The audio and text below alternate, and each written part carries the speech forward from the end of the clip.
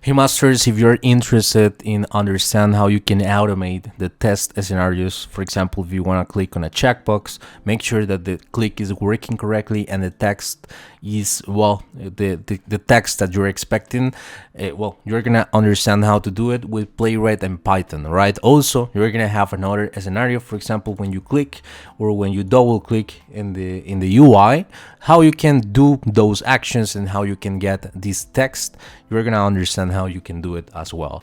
Also, I have another scenario where I want to explain you how you can, for example, click under different multi-select options. Okay, I want to explain you how you can do it with Playwright and Python, and at the end also I'm gonna explain you how you can control radio buttons, how you can click on that, and also validate the text that you're having in the UI, right? So if you're interested in this, I'm gonna explain you step by step how you can achieve it, and also at the end you're gonna get a kind of logs, a kind of trace view of what was happening in each execution, and you can debug every single action that you are executing. I'm gonna explain you all of this in this video, so I hope that you can enjoy it for sure. Thank you very much, guys, to click on this video. Welcome back, masters, because we're gonna have a lot of fun today. All right, guys, let's go ahead and start understanding how we're gonna do this.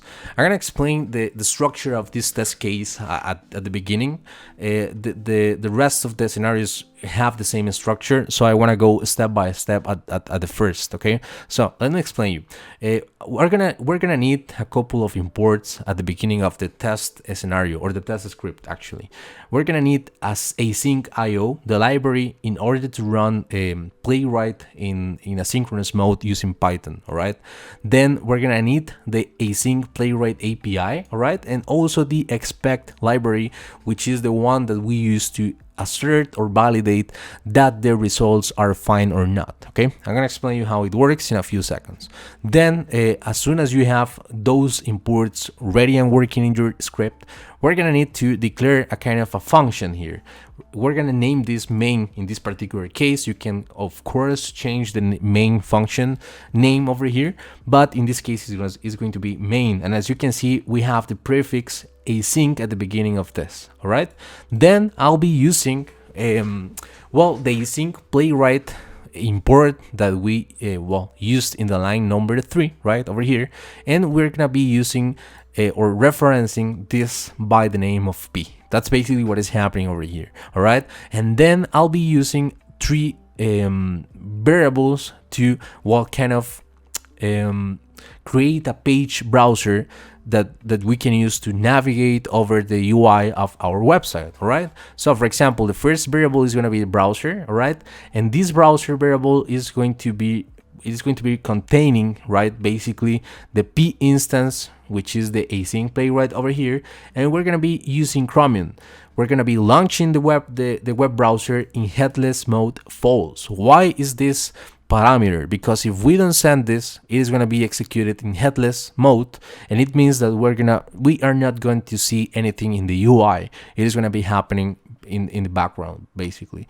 And in this particular case, for this video, obviously we want to see what is happening in the UI in the execution time. Obviously in CI/CD, it is preferred to run these tests in headless mode because it is going to consume less resources in your CI/CD environment. Okay, now that we have the browser up and running, we need to declare a new context. What is a new context? Basically, if you come here to the official documentation and you can see the browser context documentation, it is basically an isolated incognito-alike session within a browser instance.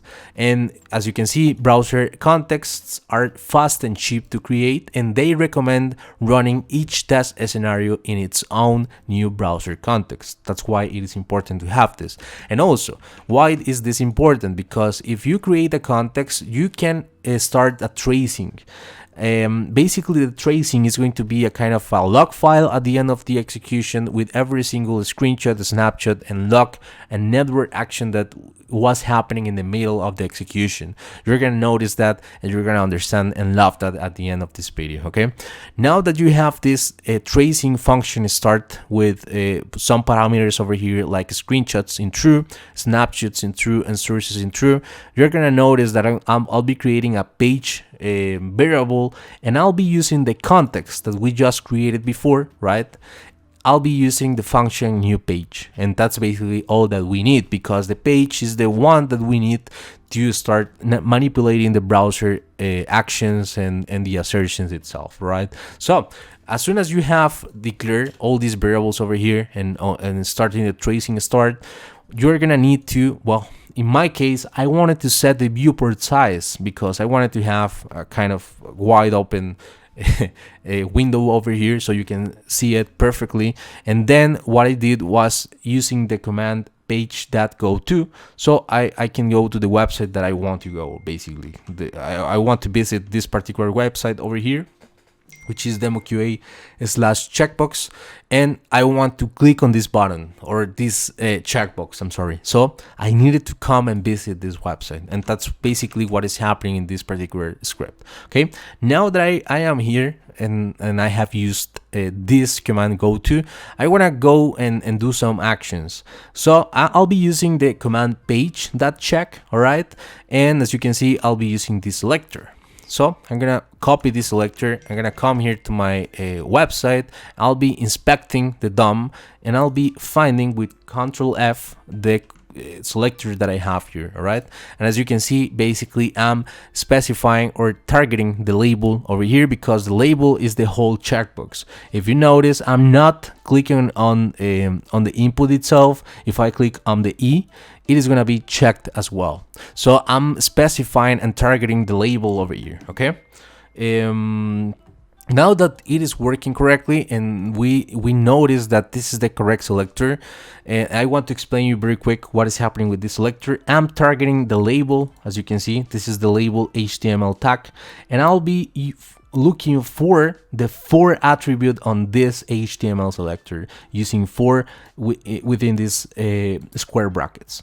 And then that I have target the attribute using the equal, I can send a particular string here, and if this string is the correct one, we're gonna be targeting the label HTML tag with this particular attribute and also this particular string. That's why it is working. If I enter, for example, a double E, it is not going to work because it is not the string that we want to evaluate, and that's why it is not targeting the correct string. But if you want to notice and if you want to learn how to construct your own CSS selector or XPath, in this channel you can do it. Just look for JoanMedia CSS selector or XPath and you're gonna find the video for you. You're gonna understand how you can create any CSS or XPath selector from scratch. Okay, now that we notice and we know how to do it, now we have the selector and I can continue with the explanation of the script.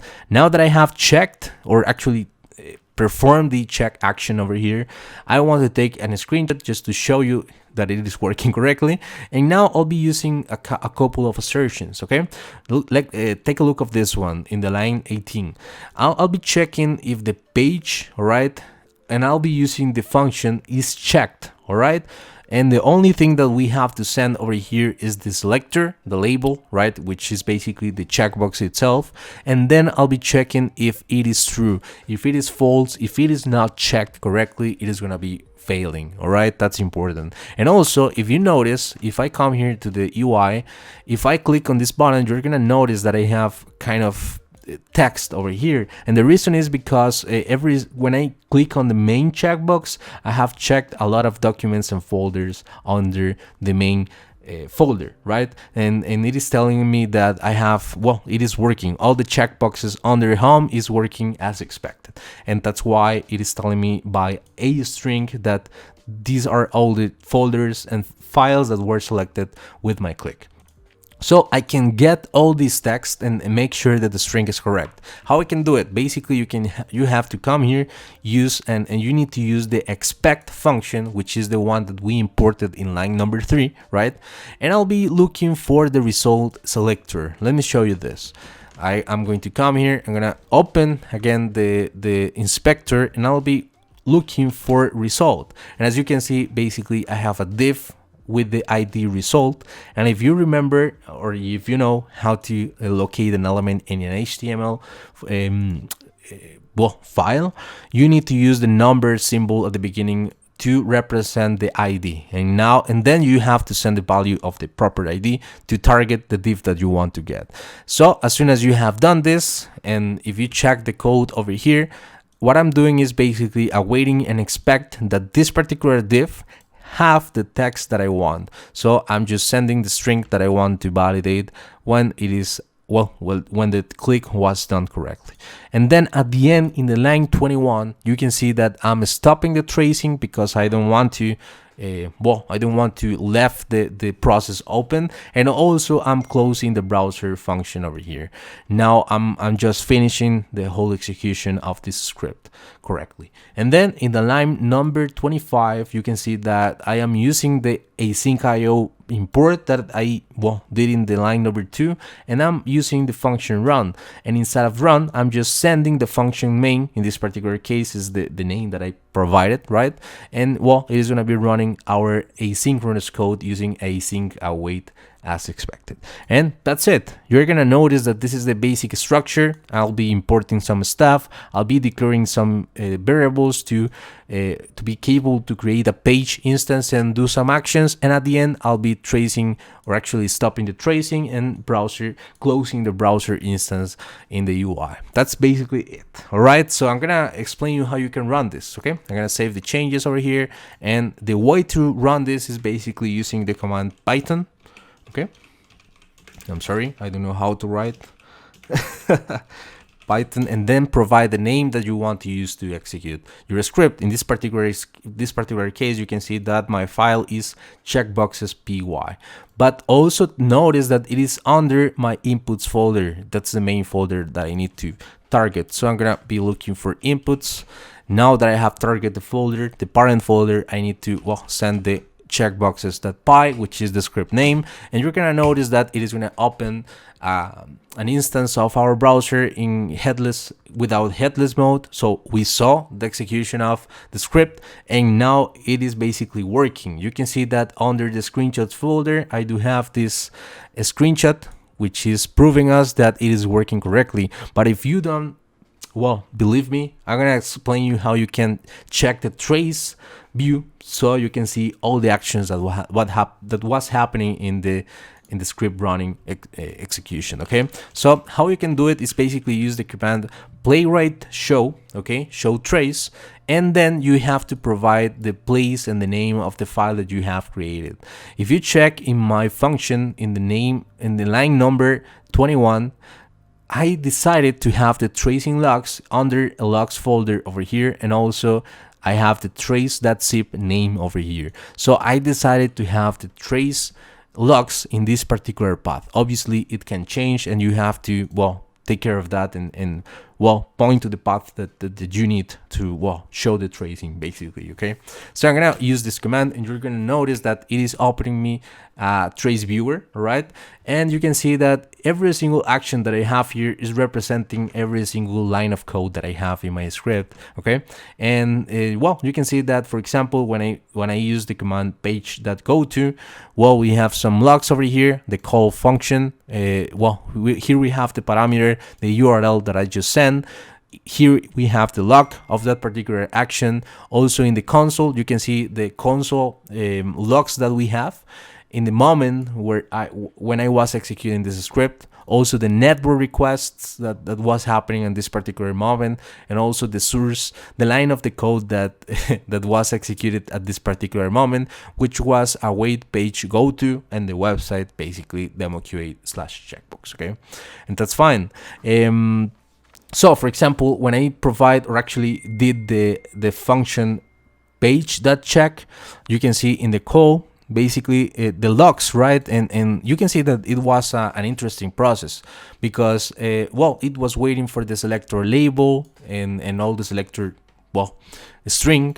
Then it was waiting to be visible. It was attempting the click action. Probably it didn't work, so it was waiting again to be visible, enabled. Also waiting again to element is visible, enabled, and stable. It was scrolling if it was needed.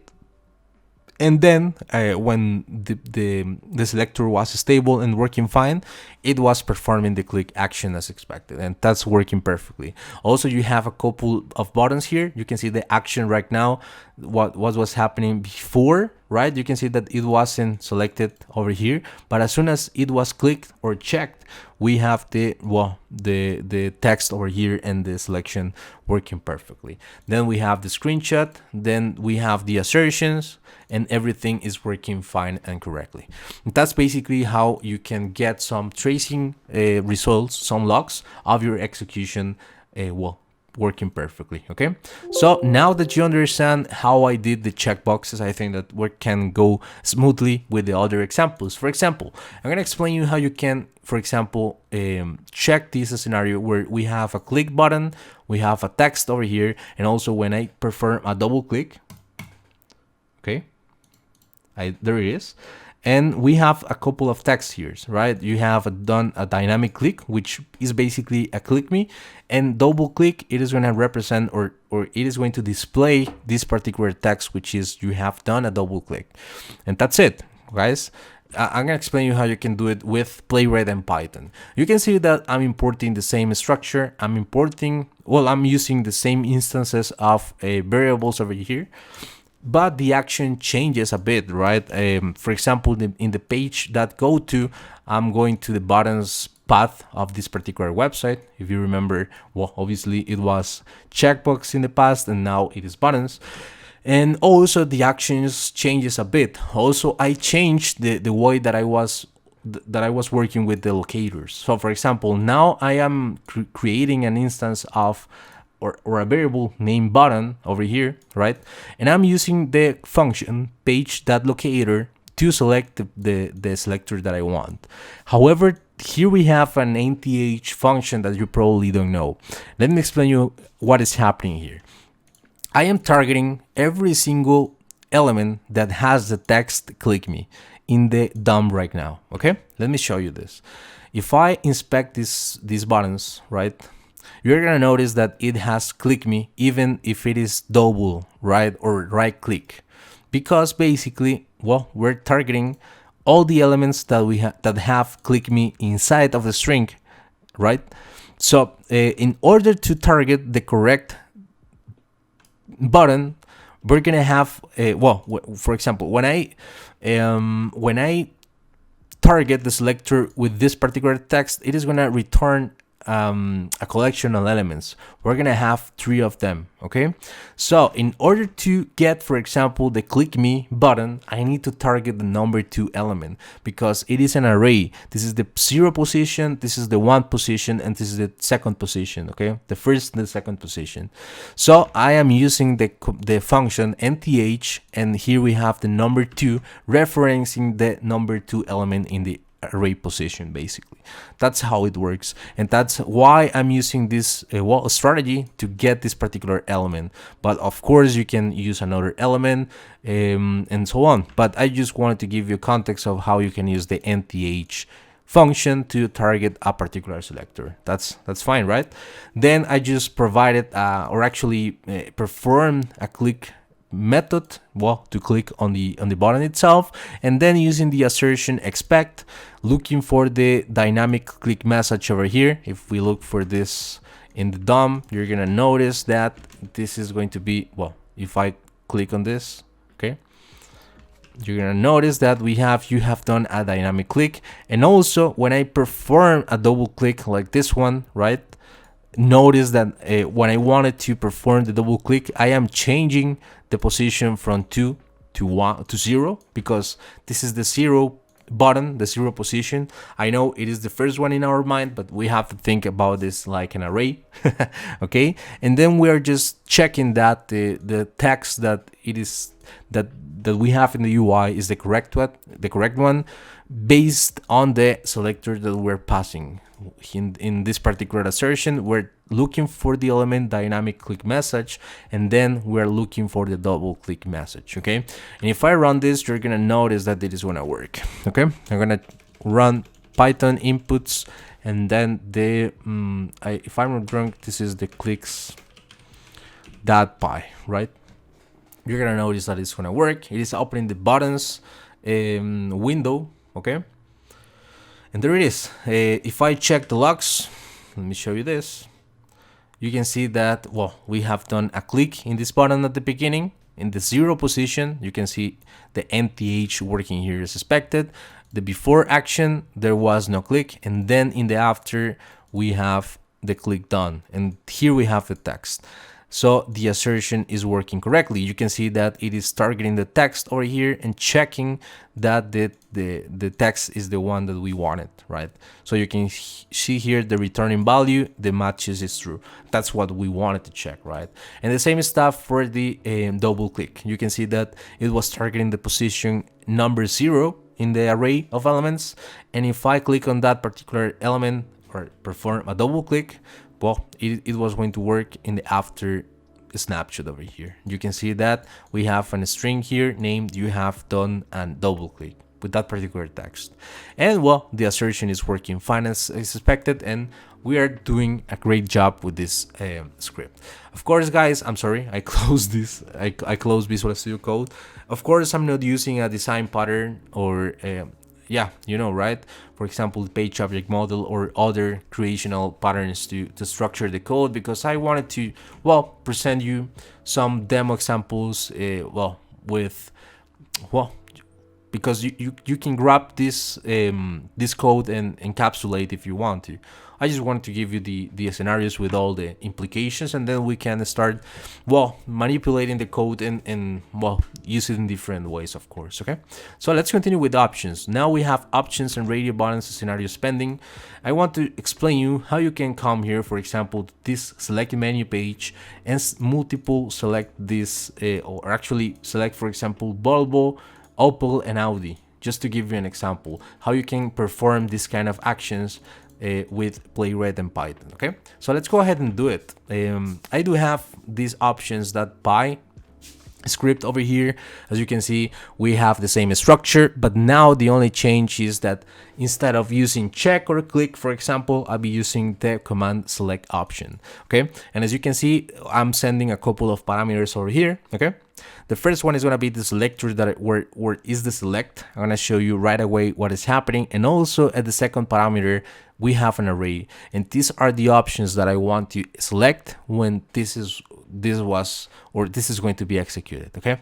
So for example, if I copy the selector and if I look in my DOM, okay, I'm going to perform Control F. I'm going to look for the select HTML. You can see that, well, we have the ID cars, and that's how I am targeting the element over here, right?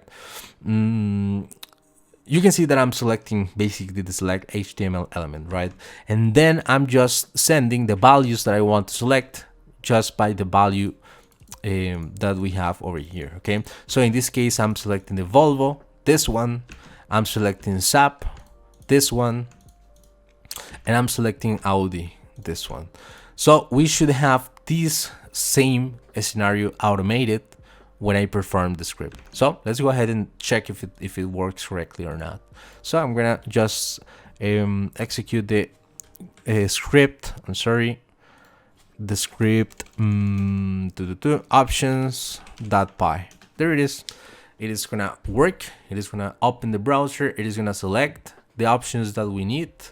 There it is. If I check the screenshot named options.png, you're gonna notice that this is probably working. There it is. Now we are just selecting Volvo, SAP, and Audi, and it is working perfectly fine. Okay, guys, let's continue with the last one, but not less important, which is radio button. Okay, it is pretty similar to checkboxes, I'm not gonna lie. And the action is actually pretty similar. It is using page.check, and I'm just sending the selector that I need. So for example, if I come here to the radio button, right, and if I inspect this HTML, you're gonna notice that if I look for the element just radio with that particular ID, okay, we can also, I don't know, maybe use the input at the beginning. You're gonna notice that this is the correct ID, and we're targeting the only element with the input that we need. We want to click on this input over here, so we can target or actually trigger this text, which is you have selected yes. Okay, So as soon as you have done this, I want to explain you how you can do it with Playwright and Python, right?